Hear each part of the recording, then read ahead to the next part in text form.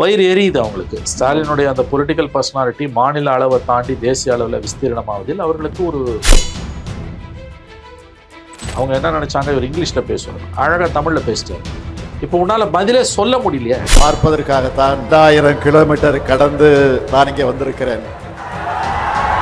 Vote bank கான்செப்ட்ல இன்னைக்கு ஸ்டாலினுக்கு இருக்கக்கூடிய அந்த ஸ்ட்ரென்த் வேற யாருக்குமே இல்லை.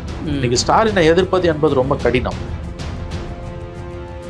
நேற்று பீகார்ல பேசும்போது அவர் ஒரு வார்த்தை ஸ்டாலின் சொல்றாரு, அதாவது இந்தியா கூட்டணி பீகார்ல தான் உருவாச்சு, அதனாலதான் 400 பேசின மோடியை 240க்கு சுருக்கணுன்றாரு. ஆனால் பிஜேபி என்ன சொல்றாங்கன்னா, ஸ்டாலின் எதுக்கு அங்கே போகணும், பீகாரிகள்னு திட்டுறீங்க, ஸ்டாலின் போனதுனால அங்கே என்ன யூஸ்? பச்சை பொய்ய சொல்லுது பிஜேபி. புலம்பெயர்ந்தவர்களுக்கு எதிராக அவர் ஒரு வார்த்தை கூட அவரோ அவருடைய கட்சிக்காரர்களோ பேசவே இல்லை. திமுக மேல ஸ்டாலின் அவர்கள் மீது எனக்கு 1000 விமர்சனம் இருக்கலாம், ஆனா இந்த விஷயத்துல இது அபாண்டமான பழி. இன்னொன்று, தேசிய அளவில் பாஜகவை எதிர்க்கக்கூடிய நம்பர் 1 ரீஜனல் லீடர் நான் தான் அப்படின்றத அவர் ரொம்ப ரொம்ப ரொம்ப ரொம்ப ரொம்ப ரொம்ப ரொம்ப அக்ரஸிவா, எழுத்தாளராக கலைஞர் மாதிரி இல்லாமல் இருக்கலாம், but it's a very sharp, razor sharp political mind. Public ஆக்ஷன்ஸ்ல அதை காட்டுறாரு. ராட்சஸ் இங்கிலீஷ்ல சொல்லலாம், is a sort of a political animal. அதாவது இந்த ரேசர் ஷார்ப், மிக மிக மிக கூர்த்த அரசியல் மதி அவருக்கு இருக்குது. சொல்லல இல்ல செயல்ல காட்டிட்டு போயிடுறாரு.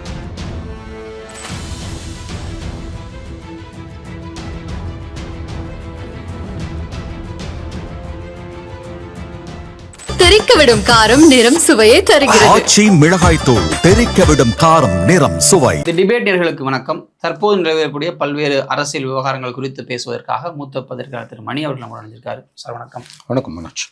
சார், திடீர்னு சீஃப் மினிஸ்டர் ஸ்டாலின் பீகார் போறாரு, அங்கே போய் ஒரு மீட்டிங் அட்ரஸ் பண்றாரு, ராகுல் தேஜஸ்வி கூட ஒரு நல்ல நட்பு காட்டுறாரு, இது எப்படி பார்க்கறது இனிஷியலி? 2-3 விஷயங்கள் இருக்குது. ஒன்று, ராகுல் காந்தியோட அழைப்பை ஏற்று அவர் அங்கே போயிருக்கிறார். ராகுல் காந்தி கூப்பிட்டாரு, அதனால போயிருக்காரு. இன்னொன்று நீங்க பார்த்தீங்கன்னா, தேசிய அளவில் தன்னுடைய அரசியல் செல்வாக்கை விஸ்தரிக்க வேண்டும் என்ற ஒரு ஆசை 21 முதலமைச்சரானதுலேருந்தே ஸ்டாலின் அவர்களுக்கு இருந்து கொண்டிருக்கிறது. இந்தியா கூட்டணியோட துவக்கத்தில் அவருக்கு ஒரு பங்கு இருக்குது. அதுக்கு முன்னால் பதவிக்கு வந்த உடனே அவருடைய சில காரியங்கள், இப்போ இந்த நீட்டு சம்மந்தமாக ஏகே ராஜன் கமிட்டின்னு ஒன்று போட்டு அதை மொழிபெயர்த்து எல்லா மாநிலங்களுக்கும் அனுப்புனது, அது பார்த்துருப்பீங்க. கிட்டத்தட்ட பல இந்திய மொழிகளில் அது மொழிபெயர்க்கப்பட்டு அனுப்பப்பட்டது. இன்னொன்று இந்த பிற்படுத்தப்பட்ட ஒரு இடஒதுக்கீடு, சென்னையில் ஒரு பெரிய எல்லாரையும் கூப்பிட்டாங்க, பெரிய அளவில் எல்லாரும் வந்தாங்க, எல்லா பார்ட்டிஸும் வந்தாங்க. அது ஒன்று. அதன் பிறகு இப்போ நீங்கள் இப்போ டீலிமிட்டேஷன் சம்மந்தமாக மற்றவங்க யாரும் வாயை திறக்கிறதுக்கு முன்னால் தென் மாநில முதலமைச்சர்கள் ப்ளஸ் ஒடிசாவில் சிஎம்முக்கு அனௌன்ஸ் பண்ணாங்க, அது ஒன்று. அப்புறம் இப்போ பார்த்தீங்கன்னா வந்த உடனேயே கெஜ்ரிவால் சிசோடியாவோட டெல்லியில் பள்ளி கல்வியில் ஏற்பட்ட மாற்றங்கள் குறித்து போய் ஆராய்வதற்காக இவர் போனது, ஸ்டாலினே போனது. இப்போ 2 நாட்களுக்கு முன்பு காலை உணவு திட்டத்தை விஸ்தரிப்புக்கு பஞ்சாப் முதலமைச்சரை நேரில் அழைத்தது. ஸோ ஒரு பேட்டர்ன், ஒரு இது வரைக்கும் கருணாநிதி இருந்தப்போ அது கிடையாது. இந்த மாதிரி தேவைப்பட்டால் தான் போவாரே ஒழிய இந்த மாதிரி பண்ணது கிடையாது. இந்த 4.5 ஆண்டுகளில் கிட்டத்தட்ட 5-6 நிகழ்வுகள் இருக்குது. அந்த கண்டினியூஸாக அந்த ப்ராசஸ் போயிட்டுருக்குது. நேஷ்னல் லெவலில் தன்னுடைய இருப்பை காட்டிக்கொள்வது, தக்க வைப்பது, முக்கியமான பிரச்சனைகளில் பேசுவது, எங்கேயாவது ஏதாவது யாருக்காவது பாதிப்புனா கூட இங்கே தமிழ்நாட்டில் யாருக்குமே தெரியாத விவகாரங்களில் கூட கருத்து தெரிவிப்பது. அது உதாரணத்துக்கு இப்போ கேரளாவிலேருந்து 4 கன்னியாஸ்திரிகள் சத்தீஸ்கருக்கு போனப்போ அவர்கள் மதமாற்றம் செய்தார்கள் என்று கைது செய்யப்பட்டு சிறையில் அடைக்கப்பட்ட பொழுது அதை எதிர்த்து கண்டனம் தெரிவித்து அறிக்கை முதல்ல வெளியிட்டது ஸ்டாலின் அவர்கள் தான். ஸோ அந்த ஆன்டி பிஜேபி ஸ்டாண்டில் தமிழ்நாடு சம்மந்தப்பட்டது, தமிழ்நாட்டுக்கு வெளியில் இருக்கக்கூடிய விஷயங்கள் எதுவாக இருந்தாலும் தொடர்ச்சியாக கருத்து தெரிவிப்பது, அக்ரெசிவாக சோஷியல் மீடியாவில் போடுறது, இந்த மாதிரியான நிகழ்வுகளில் போராட்டங்கள் ஆர்ப்பாட்டங்களில் கலந்து கொள்வது, இது எல்லாமே தொடர்ந்து இருந்துக்கிட்டே இருக்குது. இதற்கு முன்னால் கருணாநிதி இருந்தப்போ அந்த மாதிரிலாம் எதுவும் கிடையாது. நான் ஒரு கூட்டம் இருக்குன்னா போவார், இல்லைன்னா இல்லை. இவ்வளவு தூரம் கண்டினியூஸாக ஸ்ட்ரக்சர்டாக பிளான்டாக தேசிய அளவில் தன்னுடைய அரசியல் செல்வாக்கை விஸ்தரிப்பதற்கும் இந்தியா கூட்டணிக்குள்ள தன்னுடைய பொசிஷனை வந்து மேலும் வலுப்படுத்தி கொள்வதற்கும் அவர் வந்து தொடர்ந்து முயற்சிகளை எடுத்துக்கொண்டிருக்கிறார். இந்தியா கூட்டணி உருவாவதற்கு முன்பே முயற்சிகள் எடுத்தார். இப்போ அது தொடர்ந்து அது நடந்து கொண்டிருக்கிறது. ராகுல் காந்தியுடன் நெருக்கமாக ராகுல் காந்தியோட அழைப்பை ஏற்று அந்த ஜீப்பில் போனதுன்றதெல்லாம் வந்து இந்தியா கூட்டணிக்குள்ளே இருக்கக்கூடிய மற்ற கட்சிகளுக்கும் கொடுக்கக்கூடிய ஒரு செய்தி, குறிப்பாக திரிணாமுல் காங்கிரஸுக்கு கொடுக்கக்கூடிய ஒரு செய்தி. ஏன்னா திரிணாமுல் காங்கிரஸுக்குள்ளே வந்து டிஎம்கேக்கும் திரிணாமுல் காங்கிரஸுக்கும் ஒரு ஃப்ரிக்ஷன் இருந்துக்கிட்டே இருக்குது எப்பயுமே. இப்போ சமீபத்தில் குடியரசு துணைத் தலைவர் தேர்தலில் கூட வந்து அவர்கள் சிபி ராதாகிருஷ்ணனை நிறுத்திய பிறகு ஒரு தமிழரை நிறுத்துவது வந்து திமுகவுடைய இடைஞ்சல்களை குறைக்கும் என்று ஒரு கருத்து நிலவிய கட்டத்தில் வந்து மயில்சாமி அண்ணாதுரையை திமுக ப்ரப்போஸ் பண்ணப்போ அவங்க டெரக் ஓப்ரையன் வந்து அது முடியாது என்று சொல்லி அந்த திரிணாமுல் காங்கிரஸோட வீட்டோவால் தான் வந்து சுதர்ஷன் ரெட்டியை நோக்கி இவங்க நகர்றாங்க. ஸோ இந்த இடத்துல இப்போ மமதாவோட இவங்களுக்கு வந்து ஒரு கோல்டு வார் இருந்துக்கிட்டே தான் இருக்குது உள்ளுக்குள்ள. டிஎம்சிக்கு வந்து வேறு சில விஷயங்களையும் கூட வந்து இந்தியா கூட்டணியோட கருத்துக்கு எதிராக தான் வந்து மமதா பானர்ஜி போய்கிட்டு இருக்காங்க. ஃபார் எக்ஸாம்பிள், ஐ திங்க் இந்த கவர்னர்ஸ் இஷ்யூலெல்லாம் கூட வந்து அவங்க she took a different stand. India கூட்டணிக்கு எதிரான சில நிலைப்பாடுகளை தான் அவங்க எடுத்தாங்க. ஸோ இந்த மாதிரியான சுச்சுவேஷனில் வந்து இந்தியா கூட்டணிக்குள்ள ராகுல் காந்திக்கு நெருக்கமான தலைவர் மு.க. ஸ்டாலின் தான் சீனியர் மெம்பர். இப்போ சோனியா காந்தி, லாலு பிரசாத்துக்கு அடுத்து வந்து சீனியர் மெம்பர் ஸ்டாலின். நீங்கள் பார்த்தீங்கன்னா சோனியா காந்தி உடல்நலம் குன்றி இருக்கிறார், அவங்க எல்லா கூட்டத்துக்கும் வரதில்லை. லாலு பிரசாத் யாதவும் வந்து சிறுநீரகங்கள் பாதிக்கப்பட்ட அவரும் உடல்நலம் குன்றி இருக்கிறார். இந்த ராகுல் காந்தி, தேஜஸ்வி எல்லாம் வந்து 50 வயதுகளில் இருக்கிறவங்க. அது அரசியலில் யங் ஏஜ் தான். அது 70 வயதை தாண்டி ஒரு சீனியர் லீடர்ன்ற முறையில் ஸ்டாலின் தான் வந்து அங்கே இருக்கார். ஸோ இந்தியா கூட்டணிக்குள்ள தன்னுடைய அந்த அரசியல் ஆளுமையை வாய்ப்பு கிடைக்கும் போதெல்லாம் விஸ்தரித்துக் கொள்வதற்கும் அதை பெருக்கிக் கொள்வதற்கும் அவர் தவறுவதே இல்லை. ராகுலுடன் தான் நெருக்கமாக இருக்கிறேன் என்பதை இந்திய மக்களுக்கும் காங்கிரஸுக்கும் தமிழ்நாட்டில் இருக்கவங்களுக்கும், குறிப்பாக தேர்தல்கள் நெருங்கி கொண்டு இருக்கும் பொழுது சிறுபான்மையின மக்களுக்கும், ஏன்னா காங்கிரஸோட திமுக கூட்டணியில் இருப்பது தான் தமிழ்நாட்டில் சிறுபான்மையின வாக்குகளை வந்து திமுக தக்க வைப்பதில் உதவியாக இருந்துகிட்டு இருக்குது. காங்கிரஸை திமுக கழட்டி விட்டதுன்னா அதில் இருக்கக்கூடிய பெரிய ஆபத்து என்னன்னா, நாளைக்கு அவர்கள் பாஜகவை நோக்கி நகர்வதற்கான முன்னோட்டமாக இதை செய்கிறார்கள் என்ற எண்ணம் சிறுபான்மையின மக்கள் வந்துவிடும் என்ற காரணத்திற்காகத்தான் அவர்கள் காங்கிரஸை, அதுவும் ஒரு காரணம் காங்கிரஸை கூட அவர்கள் வைத்திருப்பதற்கு. ஸோ தேர்தல்களுக்கு 6-7 மாதங்களே இருக்கக்கூடிய சூழ்நிலையில் ராகுலுடன் காட்டக்கூடிய இந்த நெருக்கம் என்பது அது ஒரு கல்லில் பல மாங்காய்களை அடிப்பதில், அதில் ஒன்று தமிழ்நாட்டில் உள்ள சிறுபான்மையின மக்களுக்கு கொடுக்கக்கூடிய உறுதிமொழி. இன்னொரு விஷயம், இந்த லிஸ்ட்டில் கடைசியாக சொல்ல வேண்டியது என்னென்னா, விஜய் ராகுல் காந்தியோட காங்கிரஸோட பேசுகிறாரு, காங்கிரஸ்க்கு வந்து விஜயோட போகுது என்றெல்லாம் செய்திகள் வருகின்றன. அவை அடிப்படை ஆதாரமற்ற செய்திகள். கண்டிப்பாக 2026 தேர்தலில் காங்கிரஸ் கட்சி திமுக கூட்டணியில் தான் பயணிக்கும். அவர்கள் விஜயோடு பயணிக்க மாட்டார்கள் 26 என்பது உண்மை. அதில் எந்த மாற்று கருத்துக்கும் இடமில்லை. ஆனால் அந்த பேச்சு எழுவது என்பது அதை முளையிலேயே கிள்ளி எறிய வேண்டும். As a dog, as a political காசிப்பாக கூட அது இருக்கக்கூடாது என்று முதலமைச்சர் ஸ்டாலின் விரும்புகிறார். அதுவும் ஒரு காரணம். பட் லிஸ்ட்டில் வந்து அது கடைசி, லாஸ்ட், அது வந்து லாஸ்ட். அது வந்து maybe the least also, not only the last but the least. அதுவும் ஒரு காரணம். அது ப்ரையாரிட்டியில் கடைசியில். ஏன்னா இதுவரை ஸ்டாலின் அவர்களுடைய கடந்த 6 மாத கால நடவடிக்கைகளை பார்க்கும் பொழுது எனக்கு தோன்றுவது என்னவென்றால், இதுவரையில் தமிழ்நாட்டில் எந்த முதலமைச்சரும் ஓராண்டுக்கு முன்பே தேர்தல்களுக்கான பயணத்தை இந்த அளவு துவங்கியதில்லை. 24 மணி நேரமும் அவர் தேர்தல்களை பற்றியே யோசிக்கிறார்.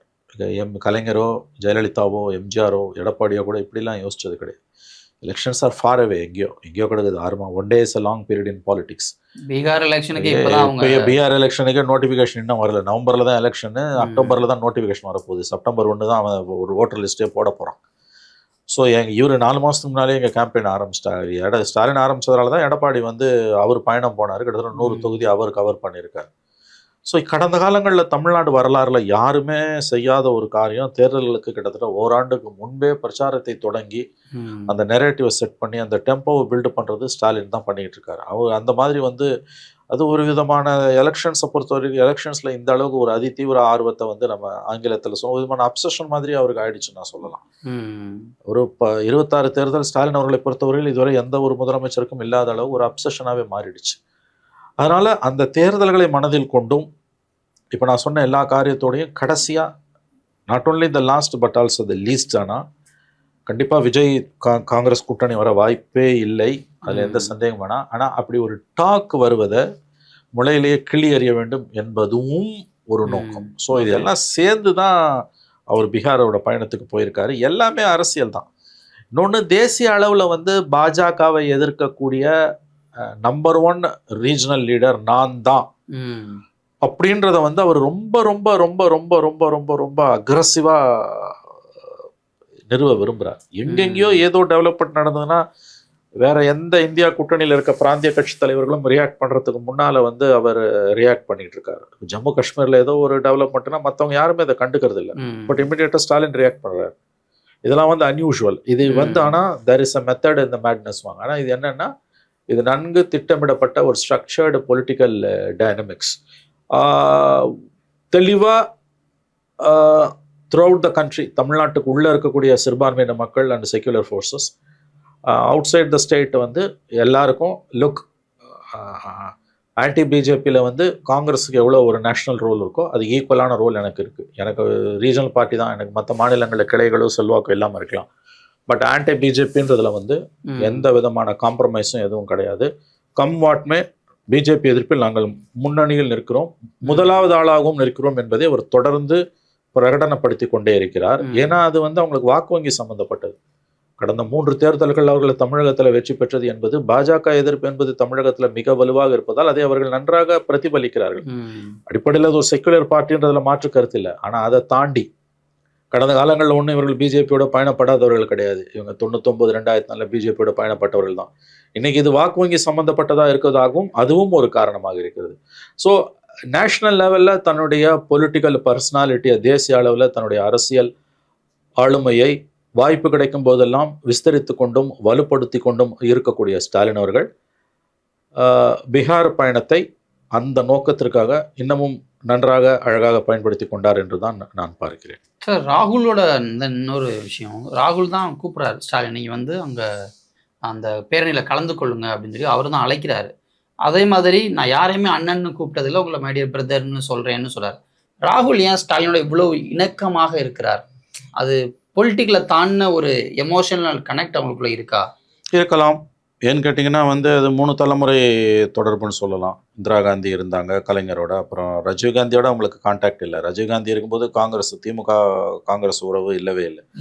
அதன் பிறகு வந்து சோனியா காந்தி வந்தப்போ கலைஞரோட அவங்களுக்கு இருந்த அந்த உறவு 9 ஆண்டுகள் வந்து ரொம்ப பர்ஃபெக்டான ஒரு ரிலேஷன்ஷிப் இருந்தது, பர்ஃபெக்ட் ரிலேஷன்ஷிப்.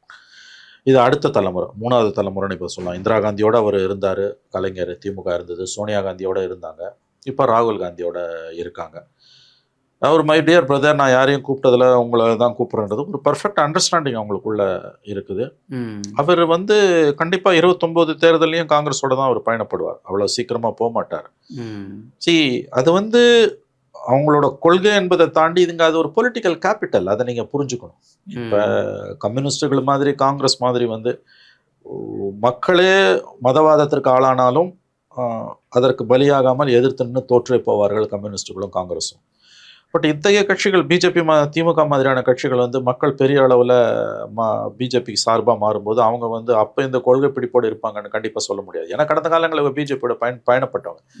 நான் சொல்கிறது என்னன்னா, அவர்கள் மதசார்பற்றவர்கள் என்பதில் எனக்கு மாற்று கருத்து இல்லை. அவங்க மட்டும் இல்லை, தமிழ்நாட்டில் இருக்க எல்லா கட்சியும், அண்ணா திமுக, பாமக உள்ள எல்லா கட்சிகளுமே அடிப்படையில் மதசார்பற்ற கட்சிகள் தான்.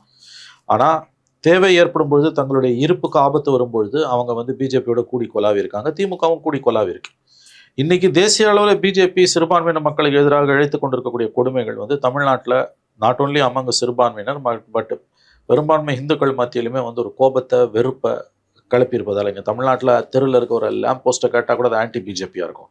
இந்த களச்சூழலை வந்து ரொம்ப ரொம்ப ரொம்ப ரொம்ப அழகாக வந்து திமுக வந்து பயன்படுத்திக்குது. அண்ணா திமுக வந்து கம்ப்ளீட்டாக இப்போ அந்த பக்கம் போயிட்டாங்க. கம்ப்ளீட்டாக அண்ணா திமுக இன்னைக்கு அந்த பக்கம் போயாச்சு. எந்த அளவுக்கு போயிட்டாங்கன்னு பார்த்தீங்கன்னா, ஏன்னா அவங்களோட சிக்கல் என்னன்னா, இனிமேல் மைனாரிட்டிஸ் நம்மளை நம்ப மாட்டாங்க, நம்ம என்ன பண்ணாலும் இனிமேல் மைனாரிட்டிஸ் ஓட்டு நமக்கு இல்லைன்ற ஒரு உண்மை அவங்களுக்கு தெரிஞ்சிடுச்சு. அதுதான் உண்மை, அதுதான் வந்து யதார்த்தம். ஒரு வாக்கு வங்கி அரசியல் இருக்கக்கூடிய கட்சி தன்னுடைய வாக்கு வங்கியாக ஒரு குறிப்பிட்ட பிரிவினர் வந்து இருக்க மாட்டார்கள் என்று வரும்பொழுது அவங்க தங்களுடைய வாக்கு வங்கிக்காக என்ன வேண்டுமானாலும் செய்வார்கள். இன்னைக்கு நீங்க பாத்தீங்கன்னா எல் முருகன் அவர்கள் வந்து அதிமுகவை RSS தான் கட்டுப்படுத்துகிறது என்றால் அதில் என்ன தவறுன்னு கேட்கிறார். அதற்கு எதிர்வினை அதிமுகல இருந்து வரவே இல்லை. அவங்க அதை சீரியஸாவே எடுத்துக்கல. இன்னும் சொல்ல போனா கட்டுப்படுத்தினா என்ன தவறுன்ற லெவலுக்கு தான் அவங்களும் போயிட்டாங்க. பப்ளிக் இமேஜை பத்தி கவலையப்படாம SP வேலுமணி மோகன் பகவத்துக்கு வந்து வெள்ளி செங்கோலை கொடுக்குறார். அது எவ்வளவு பெரிய ஒரு டேமேஜிங்கான ஒரு ஆக்ட்ன்றதை பத்தி அவருக்கு கவலையே இல்லை. அவர் செய்கிறார். ஏன் செய்கிறாருன்னு கேட்டிங்கன்னா வந்து அவங்க வந்து தெளிவாக ஒரு முடிவுக்கு வந்துட்டாங்க. அதாவது இனிமேல் நாங்கள் என்ன செஞ்சாலும் எங்களுக்கு மைனாரிட்டிஸ் ஓட்டு இல்லை. நாங்கள் பிஜேபியோட போனாலும் மைனாரிட்டிஸ் ஓட்டு இல்லை. நாங்கள் இனிமேல் பிஜேபி விட்டு அவங்க பிஜேபி விட்டு வெளியில் வந்தாலும் அவங்களுக்கு மைனாரிட்டிஸ் ஓட்டு இல்லை. நம்ப மாட்டாங்க யாரும். அதுவும் எடப்பாடி செய்தது வந்து சாதாரண துரோகம் அல்ல. பிப்ரவரி மாதம் வந்து SDPI மாநாட்டில் பேசும்போது 26 இல்லை 31 36 41 வந்தாலும் எப்பயுமே வந்து எத்தனை தேர்தல் வந்தாலும் பிஜேபியோட கூட்டணி இல்லைன்னு சொல்லிட்டு 2 மாசத்துல அவர் போனதுன்றது வந்து மன்னிக்க முடியாத குற்றம். இனிமேல் அவங்க சொல்றாங்க சில பேர் லாஸ்ட் 11th ஹவரில் அவர் வெளியில் வருவார்னு. முதல்ல வரமாட்டார். அப்படி வந்தாலும் ஓட் ட்ரான்ஸ்ஃபர் ஆகாது. இது ADMKல இருக்கக்கூடிய பாலிசி மேக்கர்ஸுக்கு டிசிஷன் மேக்கர்ஸுக்கு நல்லா தெரிஞ்சு போச்சு. ADMK as a பார்ட்டியே இன்னைக்கு பார்த்தீங்கன்னா ரொம்ப சேட் டெவலப்மெண்ட் என்னன்னா ADMKவோட வாக்கு வங்கியே மெல்ல மெல்ல இன்னைக்கு பிஜேபியோட சேர்வதில் என்ன தவறு, RSS வந்தால் என்ன தவறுன்ற மனநிலைக்கு வந்துட்டாங்க. ஹார்ட்கோர் ஹிந்துத்துவாவா மாறல, பட் ஹிந்துத்துவாவை சகிச்சுக்கிற ஹிந்துத்துவா ஸ்லோகன்ஸை வந்து கடந்து போகக்கூடிய அல்லது வந்து அது குறித்து கவலைப்படாத ஒரு மனநிலைக்கு வந்துட்டாங்க. இந்த டேஞ்சர் வந்து தமிழ்நாட்டுக்கு இது சோஷியல் ஃபேப்ரிக்கில் ADMK மாதிரி ஒரு பேசிக்கலி ஃபண்டமெண்டலி செக்யூலர் பார்ட்டி பிஜேபிக்கு கம்ப்ளீட்டாக வந்து ஐடியாலஜிக்கலாகவே அது வந்து இன்னைக்கு அடைக்கலமாவது என்பது திமுகக்கு ஒரு லாபத்தை கொடுக்குது. எப்படின்னு கேட்டிங்கன்னா வந்து is in a very strong position. நான் வந்து அட்மினிஸ்ட்ரேட்டிவ்லி அல்லது அவர்கிட்ட இருக்க பணம், அவர்கிட்ட ஸ்டாலின் கிட்ட இருக்க மீடியா பவர் அதெல்லாம் வச்சு சொல்லலை. ஓட் பேங்க் கான்செப்ட்ல இன்னைக்கு ஸ்டாலினுக்கு இருக்கக்கூடிய அந்த ஸ்ட்ரென்த் வேற யாருக்குமே இல்லை. இன்னைக்கு ஸ்டாலினை எதிர்ப்பது என்பது ரொம்ப கடினம் பொலிட்டிக்கலி. நான் சொல்றது இங்க பல குறைகள் இருக்குது. ஆன்டி இன்கம்பன்சி கடுமையா இருக்குது. இப்போ பல செக்டார்ஸ் வந்து இன்னைக்கு வந்து பாதிக்கப்பட்டிருக்கு. லஞ்சம் வந்து கரப்ஷன் வந்து ஒன் ஆஃப் இட்ஸ் பீக்ல இருக்குது இன்னைக்கு தமிழ்நாட்டில். One of the brutally corrupt state. But however அரசியல் ரீதியாக விழிப்புணர்வு உள்ள ஒரு மனிதனுக்கு இன்னைக்கு நாடு பூரா இருக்கக்கூடிய பிஜேபியால் ஏற்பட்டிருக்கக்கூடிய சூழ்நிலையில் தமிழ்நாட்டில் இருக்கக்கூடிய இந்த காம்பேக்ட் ஆன்டி பிஜேபி செட்டப் இருக்குல்ல, இட்ஸ் காம்பேக்ட், இட்ஸ் கம்ஃபர்டபுள். மற்ற எல்லாத்தையும் அது கீழ்த்தள்ளுது. So that's why Stalin I said always is the luckiest chief minister. ஒரு நாளைக்கு 10 தடவையாவது நான் அதை சொல்கிறேன். Stalin is the most luckiest chief minister. ஏன்னா நேச்சர்ஸ் கிஃப்ட், அது இயற்கையின் அருட்கொடை. நான் சொல்கிறத புரிஞ்சுக்கோங்க. எந்த ஆங்கிள் இருந்து அவங்களோட ஆர்கனைசேஷனல் ஸ்ட்ரக்சர், அவங்க பணம், அவங்ககிட்ட இருக்கக்கூடிய மீடியா பலம், எதிர்கட்சிகளோட complete scattered opposition, collapsed opposition, coma ஸ்டேஜில் இருக்கக்கூடிய அப்போசிஷன், இதெல்லாம் ஸ்டாலினோட பலம் அல்ல. ஸ்டாலினோட பலம் என்பது வந்து ஐடியாலஜிக்கலாக வந்து ஒரு கமிட்டட் ஓட் பேங்க் அவருக்கு இருக்குது. So this is something nature's gift. So அது அவர் வந்து ரொம்ப அழகாக யூஸ் பண்ணிக்கிறாரு. அவர் ஒரு பெரிய ஓரேட்டராக இல்லாமல் இருக்கலாம், பெரிய எழுத்தாளராக கலைஞர் மாதிரி இல்லாமல் இருக்கலாம், but is a very sharp, razor sharp political mind. Public ஆக்ஷன்ஸில் அதை காட்டுறாரு. ராட்சஸ் இங்கிலீஷில் சொல்லலாம், is a sort of a political animal. அதாவது வந்து இந்த ரேசர் ஷார்ப், மிக மிக கூர்த்த அரசியல் மதி அவருக்கு இருக்குது. இந்த சிச்சுவேஷனை எக்ஸ்ப்ளாய்ட் பண்ணுறது அவ்வளோ ஈஸி இல்லை. சொல்லல இல்லை, செயலில் காட்டிட்டு போயிடுறாரு. களச்சூழல், புறச்சூழல் வந்து அவருக்கு சாதகமாக இருந்த மாதிரி இது எனக்கு தெரிஞ்ச தமிழக வரலாறுல யாருக்குமே இவ்வளோ சாதகமாக இல்லை. இன்னொரு முக்கியமான விஷயம், இவர் அக்ரஸிவாக இப்படி போய் ஏறி அடிக்கிறதுக்கு இன்னொரு காரணம், பிஜேபி இஸ் வல்னரபிள். கடந்த காலங்களாக இருந்ததுன்னா வந்து பீகாரில் வந்து பிஜேபிக்கு ஒரு முக்கியமான state. Bihar is one of the important states for BJP. அங்கே வந்து தன்னோட டர்ஃபை மீறி ஸ்டாலின் போறாருன்னா அமித்ஷா மோடி லைக் பண்ண மாட்டாங்க. They will take the sweet revenge. For example குஜராத்தில் வந்து தன்னோட பொலிட்டிக்கல் ஸ்பேஸை வந்து கெஜ்ரிவால் எக்ஸ்பேண்ட் பண்ணது தான் வந்து அவரை உள்ள போட்டதுக்கு ஒரு காரணம். வெறும் டெல்லி மட்டும் இல்லை, குஜராத்தில் Aam Aadmi party making inroads. அது வந்து அமித்ஷா மோடிக்கு வந்து, அதாவது நீங்கள் கற்பனை யூனோ அவங்க 2 பேரை பற்றி அவங்க எப்படிப்பட்டவர்கள்னு தெரியும். The most ruthless politicians in the world. ஈவிரக்கமில்லாத, இந்த உலகத்திலே ஈவிரக்கமில்லாத அரசியல்வாதிகள்னால் அவங்க 2 பேர் தான். வெற்றி ஒன்று தான் அவங்களுக்கு இலக்கு. அதற்காக அவர்கள் என்ன வேணுமானாலும் செய்வார்கள். தங்களுக்கு முன்னால் இருக்கக்கூடிய தடைக்கற்களை தகர்த்து எறிவார்கள். அங்கே போய் அவர் காலை வச்சது தான் வந்து அவருடைய கைதுக்கு ரொம்ப முக்கியமான காரணம்.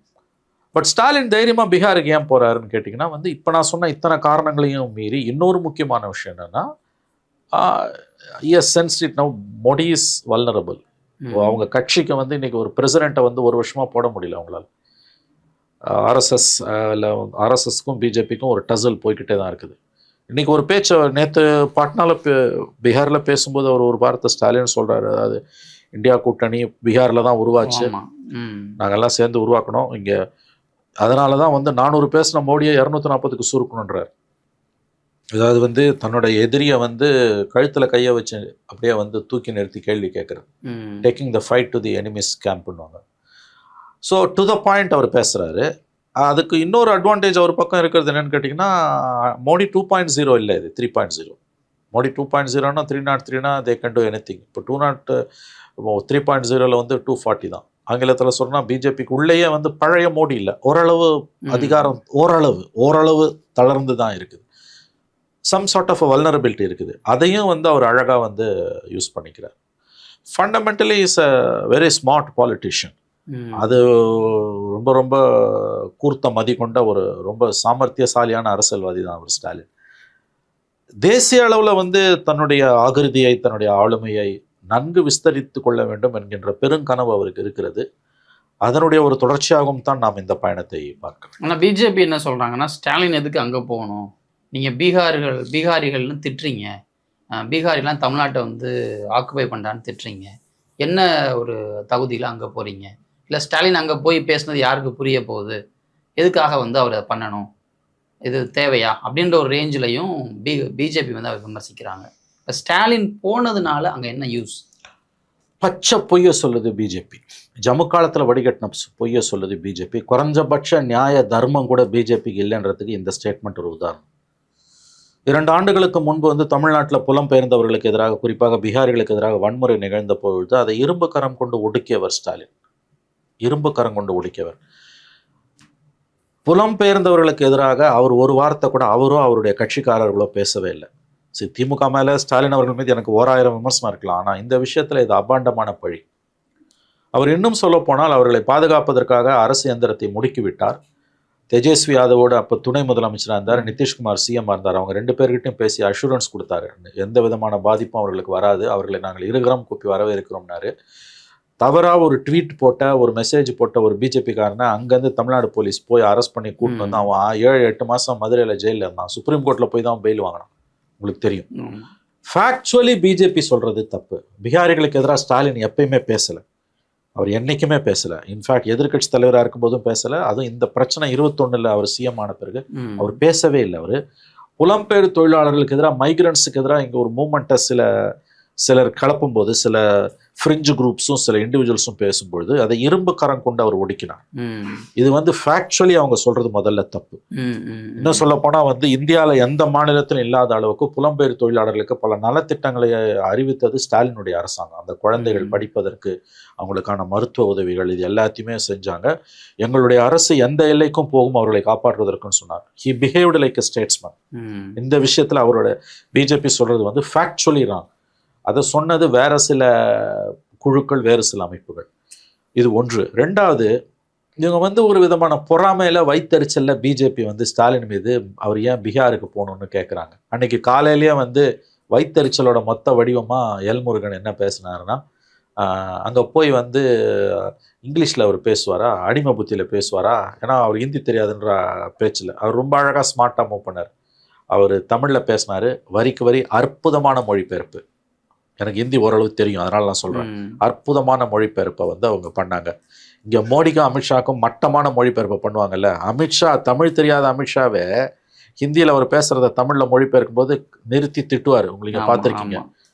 அற்புதமான மொழிபெயர்ப்பு, பிரிண்டட் டெக்ஸ்ட் தான், பட் அற்புதமான மொழிபெயர்ப்பு. மெசேஜ் தெளிவாக போய் சேர்ந்துருக்கு. இது வந்து பீகாரில் இருக்கக்கூடிய மக்களிடம் ஸ்டாலினோட மரியாதையை உயர்த்தும். எப்படின்னு கேட்டிங்கன்னா வந்து நம்முடைய மக்களுக்காக அவர் அங்கே நல்லது செய்கிறாரு. தமிழ்நாட்டில் வந்து அவங்களுக்கு வேலை வாய்ப்புகள் கிடைக்குது. அவர் நம்ம ஊருக்கு வந்து பேசுகிறாரு. தப்பாக ஒன்றுமே அவர் பேசலை, ஒரு வார்த்தை கூட அவர் தப்பாக பேசலை. அவர் கரெக்டாக தான் அவர் பேசியிருக்கார். தமிழ்நாட்டிலேருந்து போய் பீகாரில் ஒருத்தர் பேசினா பிஜேபிக்கு ஏன் எரியுது? அவங்களுக்கு என்ன வந்து இது ஒரு நாடு, யார் வேணால் எங்கே வேணால் போகலாம். இன்னொன்று என்ன பேசுகிறாங்கன்றது முக்கியம். தமிழ்நாட்டில் நடக்காத ஒரு காரியத்தை இங்கே இருக்கக்கூடிய பிஹாரிஸ் அடித்தாங்கன்னு ஒரு பச்சை பொய்யை, ஜம்மு காலத்தில் வடிகட்டின பொய்யை பரப்புனது ஒரு பிஜேபிக்காரன். தண்டிக்கப்பட்ட மன்னிப்பு கேட்டான், ஜாமீன் வாங்கிறதுக்கு மன்னிப்பு கேட்டான். இதுதான் பிஜேபியோட யோகியதை லட்சணம்.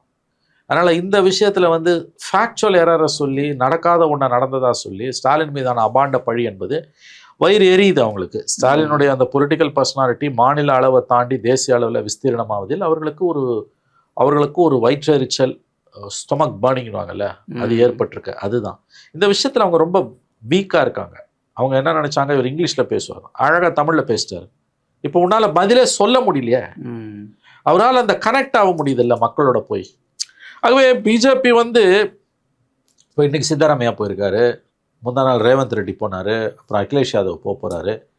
அதை வந்து ஒரு நேஷ்னல் ஸ்பெக்டக்கலாக ராகுல் காந்தி மாற்றுறாரு.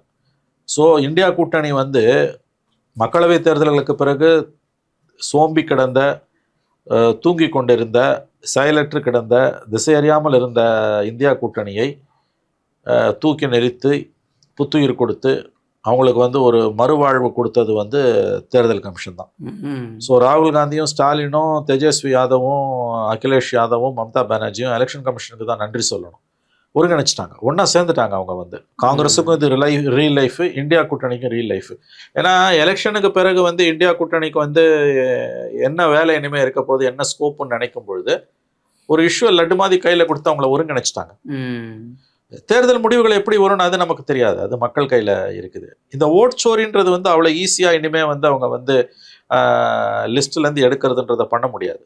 ஏன்னு கேட்டிங்கன்னா வந்து தெளிவாக வந்து ஆதாரை வந்து ஓட்டர் லிஸ்ட்டில் ஒரு அடையாளமாக வைக்கணும்னு சொல்லியாச்சு. அவங்க கொடுத்த 11 ஆதார் வச்சு. ஏன்னா ஆக்சுவல் டார்கெட் வந்து பீகார் கிடையாது, வெஸ்ட் பெங்கால்.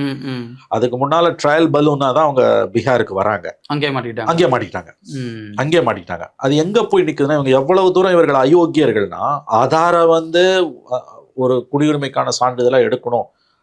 ஏன்னா அந்த 11 டாக்குமெண்ட்ஸ் வந்து பல பேர்கிட்ட கிடையாது, பெரும்பாலானவங்க கிட்ட கிடையாது போது ஆதார், ஓட்டர் லிஸ்ட்டு, குடும்ப அட்டை எதையுமே ஏற்றுக்க மாட்டேன்னு சொல்லும்போது நீ ஆதாரை ஏற்றுக்கணும்னு சுப்ரீம் கோர்ட் சொன்னதோட விளைவு என்னன்னா, அசாம் சீஃப் மினிஸ்டர், தமிழ்நாடு, கேரளா, பெங்கால், வெஸ்ட் பெங்கால், ஆசாம், பாண்டிச்சேரி தான் அடுத்த ஏப்ரல் மே மாதத்தில் எலெக்ஷனுக்கு போகுது.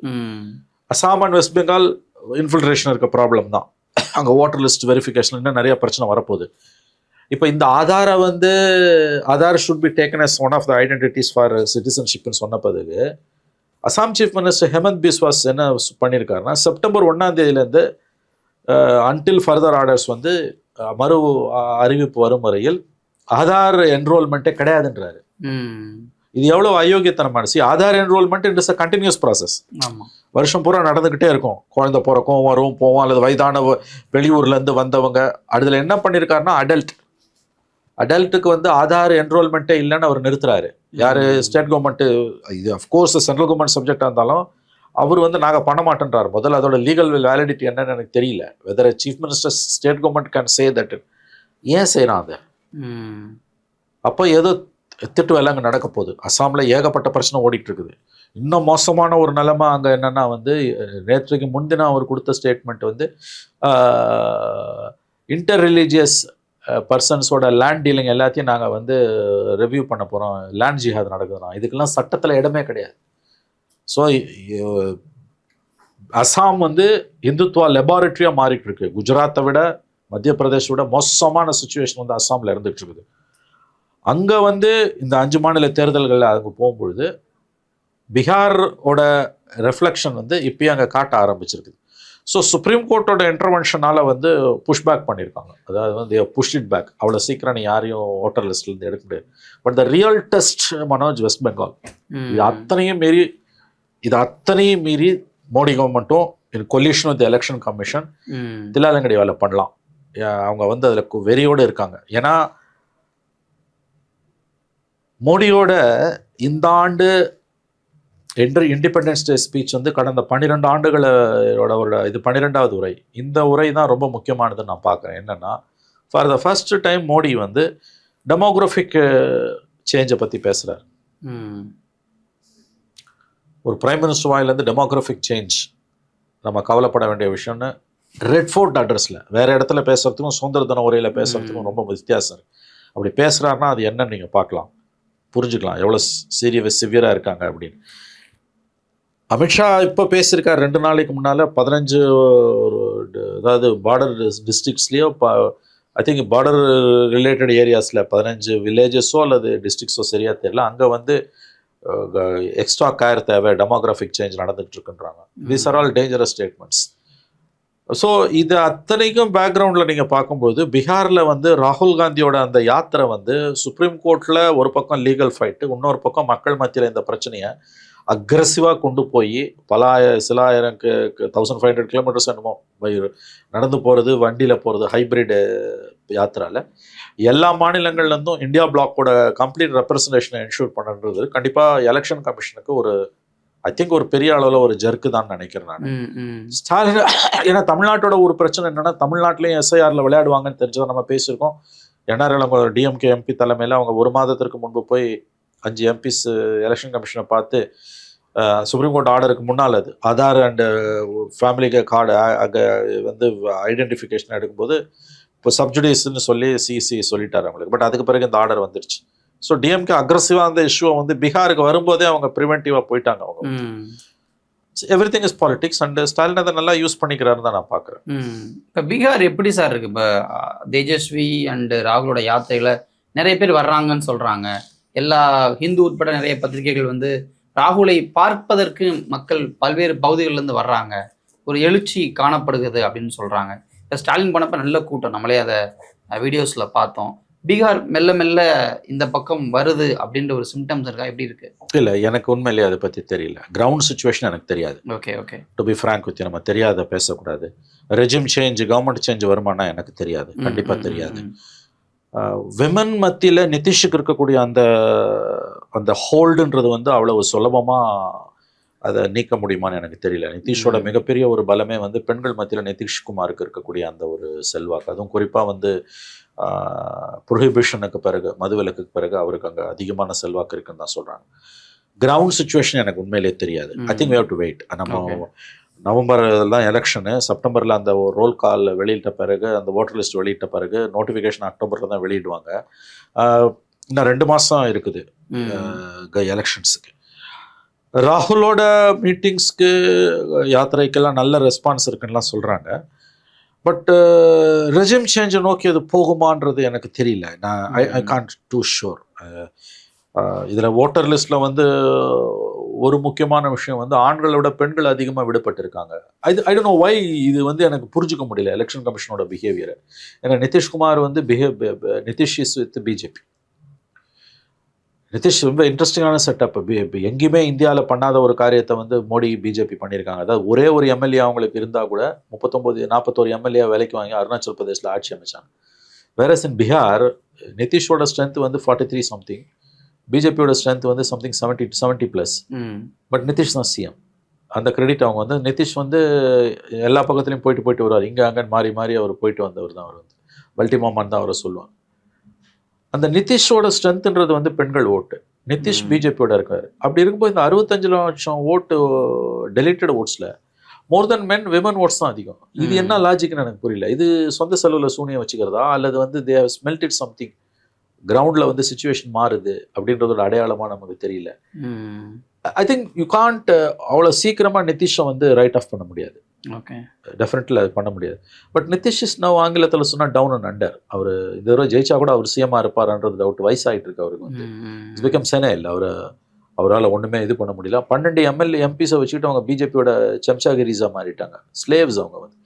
ஒரு முதலமைச்சரை கைது பண்ணலான்னு ஒரு மசோதா கொண்டு வரும்போது 2 முதலமைச்சர்களோட ஆதரவில் இருக்கக்கூடிய ஒரு கவர்மெண்ட்டு கூலாக அதை எப்படி செய்யுது? 16 எம்பிஸ் நாயுடுக்கு, 12 எம்பிஸ் நிதிஷ்க்கு, 28 எம்பி சப்போர்ட்டில் தான் இந்த கவர்மெண்ட் நிற்குது. 2 பேரும் மசோதாவை சப்போர்ட் பண்ணுறாங்க. வாட் நான்சென்ஸ்யா இது? எப்படி இது வந்து இந்த ஓன் இன்ட்ரெஸ்ட்? இது கவர்மெண்ட் இஸ் வல்னரபிள். நீ புஷ் பண்ணினா காலி கவர்மெண்ட். இந்த தைரியம் கவர்மெண்ட்டுக்கு எப்படி வருது? அப்போ வந்து நாயுடுக்காவது வந்து ஃபினான்ஷியல் சப்போர்ட் ரொம்ப முக்கியம். தெருவில் பிச்சை எடுக்கும் ஆந்திரா கவர்மெண்ட்டு. நிதிஷ்க்கு அது அப்படி கிடையாது. Politically can give some fight. But more than Naidu, Nitish தான் வந்து எல்லா இதுலேயும் கவர்மெண்ட்டை சப்போர்ட் பண்ணிட்டு இருக்காரு. ஸோ இதுவும் வந்து ஒரு advantage for BJP. Ground situation நீங்கள் கேட்ட கேள்விக்கு வந்து எப்படி இருக்குது, ஆட்சி மாற்றம் வருமானா எனக்கு தெரியாது. இன்ஃபேக்ட் ஒப்பீனியன் போல்ஸ் எதுவும் கிரெடிபிள் ஒப்பீனியன் போல்ஸ் வரல. இந்த சிஎஸ்டிஎஸ் மாதிரியான ஆக்சுவல் சுச்சுவேஷனை பற்றின ஒரு ரவுண்டப் போகிறோம், அதுவும் வரல. கிரவுண்டு என்னன்னு எனக்கு தெரியாது. சரி, இப்போ இந்த யாத்திரை இன்னொரு முக்கியமான விஷயம், தேஜஸ்வியும் ராகுலும் சேர்ந்து எல்லா இடத்துக்கும் போகிறது, இந்த காம்போ எப்படி பார்க்குறீங்க? ஏன்னா அவர் வந்து ஆல்ரெடி ராகுல் பெரிய லெவலில் எந்த ஸ்டேட் லீடர்ஸ்க்கும் இவ்வளோ நெருக்கமாக, இங்கே சென்னை வந்தப்போ கூட பார்த்தீங்க அப்படின்னா ஸ்டாலினோட ஒரு மீட்டிங் அட்ரஸ் பண்ணுற அவ்வளோதான். அதே மாதிரி வேறு எங்கே போனாலும் அந்த தலைமைகள் கூட ஒரு மீட்டிங் அதிகபட்சம் இருக்கும். ஆனால் தேஜஸ்வியோட கண்டினியூஸாக இருக்காருல்ல, இதை நம்ம எப்படி பார்க்குறது? I think it's very important development தான். ஷோலேவோட 50வது ஆண்டு விழா இது, இந்த ஆண்டு. 1975 ஷோலே வந்தது. 2025 இது ஒரு புது ஷோலே. ஹம் தோஸ்த் ஹே அந்த ஒரு பாட்டு வரும், புல்லட்டில் பாடிட்டு ஹம் ரஹேங்கேன்னு ஒரு பாட்டு வரும். தர்மேந்திராவும் அமிதாப் பச்சனும் பாடிட்டு போய் ஏ தோஸ்த் ஹே அப்படின்னு அந்த பாட்டு. அந்த மாதிரி வந்து 2 பேரும் புல்லட்டில் போகிறாங்க. அது வந்து அடுத்த ஜென்ரேஷனோட கனெக்ட் ஆகுது. நடந்து போகிறாரு, புல்லட்டில் போகிறாரு, வேனில் பைக்கில் ஜீப்பில் வேனில் போகிறாங்க. சொன்ன மாதிரி வந்து இந்த மாதிரி ஒரு நெருக்கத்தை வந்து ஒரு நான் காங்கிரஸ் லீடரோட ஒரு காமிச்சது கிடையாது. அங்கே அது ஜெல்லாக இருக்குது பீகாரில். இன்ஃபேக்ட் பீகார் வந்து மேபி அ ஸ்டெப் ஒரு முன்னோட்டமாக கூட இருக்கலாம். ஏன்னா hardcore Hindi belt. It's very interesting state. ஏன்னா இப்போ வந்து இது BIMARU state. But up to 1967 நாடு விடுதலை அடைஞ்ச முதல் 20 ஆண்டுகளில் வந்து one of the high growth orient states. அதுக்கு பிறகு தான் ஸ்லிப்பிங் அவுட் ஆஃப் டெவலப்மெண்ட். அதுக்கு பிறகு சர்வநாசமாக போச்சு. அது வந்து இன்றைக்கி ஒன்றுமே இவ்வளோ தூரம் ஏன் வராங்க உங்களுக்கு, ரெஃப்யூஜிஸ் வராங்க இவ்வளோ, ஐ மீன் மைக்ரன்ஸ் ஏன் இவ்வளோ தூரம் வரணும் உங்களுக்கு வந்து. So there something seriously wrong in Bihar. அந்த இடத்துல வந்து இந்த மாதிரி அங்கே இருக்கக்கூடிய ஒரு பிரதான கட்சியோட, I think second largest party, அவங்களோட வந்து அது செகண்ட் ஃபர்ஸ்ட் லார்ஜஸ்ட் பார்ட்டியோட இவங்க பைக்கில் போகிறது, அந்த காம்போ வந்து நல்லா அங்கே ஐ திங்க் இப்போ அந்த கெமிஸ்ட்ரி ஒர்க் அவுட் ஆகிருக்குது. ஐடியாலஜி எவ்வளோ கம்ஃபர்டபுளாக இருந்தாலும் லீடர்ஸ்கிட்ட வந்து அந்த கெமிஸ்ட்ரி ஒர்க் அவுட் ஆகுறது, அது ஒரு அதிர்ஷ்டமான ஒரு, I think it's a lucky thing. பீகாரில் வந்து ராகுல் காந்தியோட பொலிட்டிக்கல் லைஃப்பில் வந்து பீகார் வந்து ஒரு இம்பார்ட்டண்ட் பார்ட். கடந்த காலங்களில் அவர் பாரத் ஜோடோ யாத்திரை போகும்போது அது என்ஹான்ஸ் ஆச்சு, விஸ்தீரணமானது. பீகாரில் இப்போ அவர் ரொம்ப ஹார்ட் ஒர்க் பண்ணுறாரு. அதுக்கு அவரோட சேர்ந்து தேஜஸ்வியும், அது வந்து ஒரு விதமான பொறாமை இருக்கும். நம்ம ஓட்டை அவங்க சாப்பிட்ருவாங்கன்ற ஒரு பொறாமை இருக்கும் வழக்கமாக இந்த மாதிரி பெரிய கட்சிகளோட பிராந்திய கட்சிகள் சேரும்பொழுது. அது இல்லாமல் அங்கே வந்து ஒரு மியூச்சுவல் ரெஸ்பெக்டும் ஒரு ட்ரஸ்ட்டும் இருக்குது, which is very very interesting. அது இல்லாமல் வந்து நாடு பூரா இருந்து அவங்க வந்து இந்தியா கூட்டணி இருக்க எல்லா தலைவர்களையும் இப்போ சதர்ன் மோஸ்ட் ஸ்டேட்லேருந்து கூப்பிட வேண்டிய அவசியம் இல்லை. போத் ஸ்டாலின், ரேவந்த் ரெட்டி, இன்னைக்கு சித்தாராமையா, அதுக்கப்புறம் இவர் அகிலேஷ் போகிறாரு நார்த்லேருந்து, மம்தா அழைப்பு, மம்தா போகிறாங்க. இதெல்லாம் வந்து ரொம்ப முக்கியமான ஒரு டெவலப்மெண்ட் தான். பீகாரில் மட்டும் ஒரு ரெஜிம் சேஞ்ச் வந்ததுன்னா I think Modi government will be in some sort of a trouble. ஏன்னு கேட்டிங்கன்னா இப்போ அவங்க பார்லிமெண்ட் எலெக்ஷன் பிறகு மகாராஷ்டிரா ஜெயிச்சாங்க. பட் அடுத்தது ஒரு அடி விழுந்துன்னா அவங்களுக்கு ஒரு, அது வந்து பிஜேபிக்குள்ளே மோடிக்கு இருக்கக்கூடிய வல்னரபிலிட்டியை இன்னமும் அதிகரிக்கும். லெட்ஸ் சி, வெயிட் பண்ணி தான் பார்க்கணும் நம்ம. பட் மதச்சார்பற்ற சக்திகளுக்கு இது ஒரு உற்சாகமான காலம் என்று தான் நாம் பார்க்க வேண்டும். கண்டிப்பாக சார், எனக்கு பொறுத்திருந்து பார்க்கலாம். நேரத்துக்கும் கருத்து. நன்றி சார்.